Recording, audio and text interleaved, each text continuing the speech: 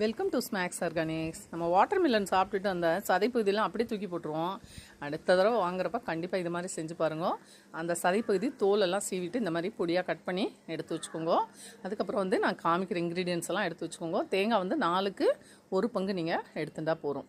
அதுக்கப்புறம் 1 by 1 எல்லாத்தையும் நல்லெண்ணெய் விட்டு இழுப்புச்சட்டியில் வதக்குங்கோ. வதக்கிட்டு புளி, உப்பு, காரம் இதெல்லாம் உங்களோட தேவைக்கு தகுந்த மாதிரி கூடுதல் குறைச்சலாக போட்டுக்கோங்க.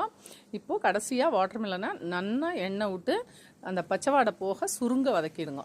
வதக்கி எடுத்து வச்சுட்டு முதல்ல இந்த உப்பு, புளி அதெல்லாம் வச்சுருப்போம் இல்லையா, மிளகா அதெல்லாம் போட்டு மிக்சியில் திரிச்சுக்கோங்க. திரிச்சுட்டு அதுக்கு வேணுங்கிற அளவுக்கு உப்பையும் முதலே போட்டுருக்கோம். அதுக்கப்புறம் கடைசியாக வாட்டர் மில்லன் போட்டு திரும்ப 2 தடவை அரைச்சிட்டேன்னா அருமையான துவையல் ரெடி.